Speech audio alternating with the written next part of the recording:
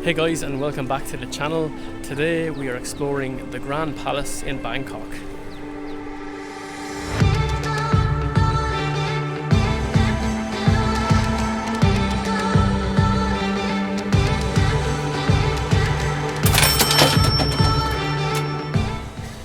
Very nice that they provide some free guides here in a few different languages for people to see what they're looking at.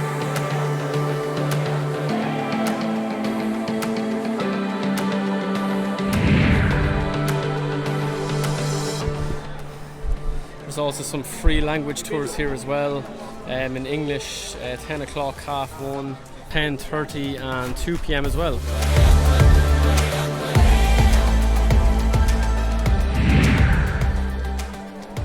We are absolutely swamped here today with tourists. There are so many people here. Yeah, look, that's what you get for coming to the most popular tourist destination in Bangkok, I suppose. So much colour and design, and it just looks spectacular.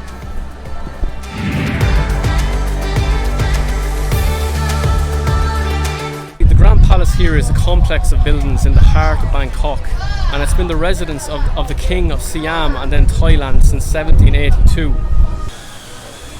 The King, his court and his royal government were based here until 1925, and the palace today is actually still used for several different ceremonies that would take place here.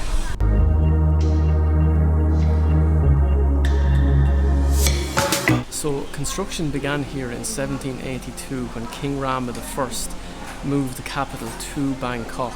King Rama I was the founder of the Chakri dynasty, and as the years went on, many more buildings and structures were actually added to the complex itself, so it was always expanding. But in 1925, the king, his court and government were no longer actually permitted to stay here, so they moved out into different residences throughout the city.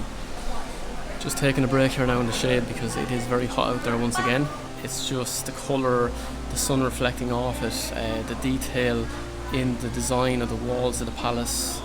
It's really something out of a picture book almost. It's fantastic to be here. So the complex itself is in a rectangular shape.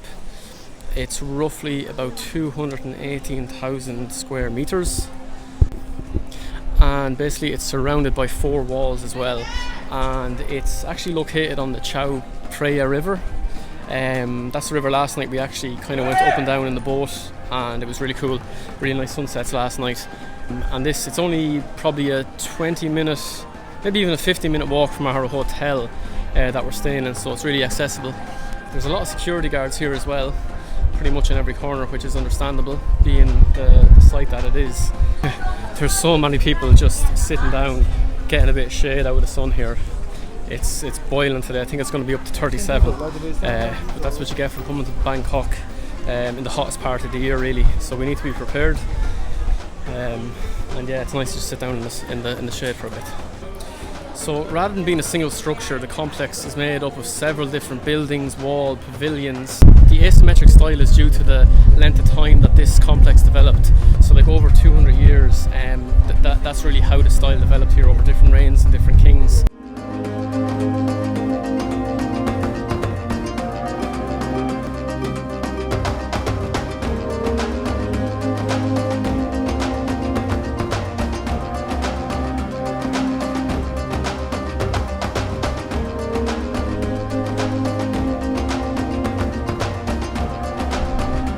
After the final completion of the palace, there was a coronation event held in 1785.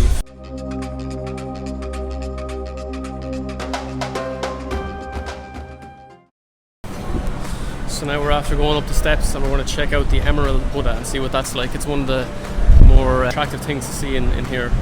Although everything really is attractive, but it's one of the more famous, I should say.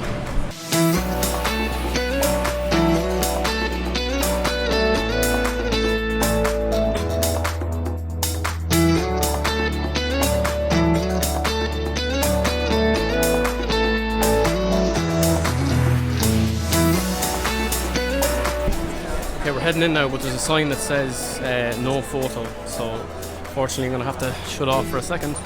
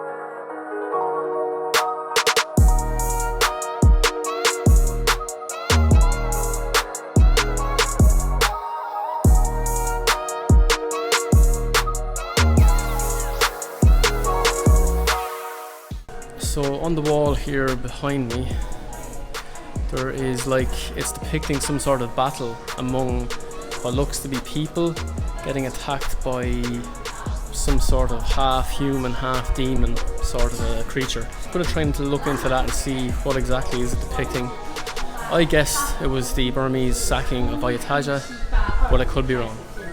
I have to look into that. But the painting itself is quite something to look at.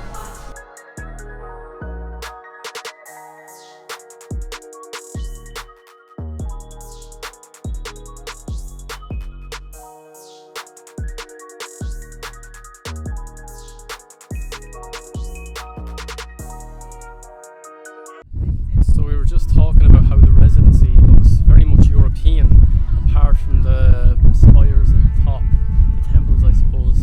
And it turns out that King Rama V, when he was designing it, he brought in an English architect. It has given it now it's an Italian Renaissance style to it really, which we've just looked up. So it's all starting to make sense now. I believe that's a picture of him, probably in the arch, if you look up there. So the inner court here was governed by a series of laws called the Palace Laws, and these palace laws dated back to the time of the Ayutthaya Kingdom. Order and discipline was usually conducted by an all-female police force here. Another thing to note is that Grand Palace here and Ayutthaya, although they were obviously built in different locations, they kind of mimic each other in the style and the layout that they have.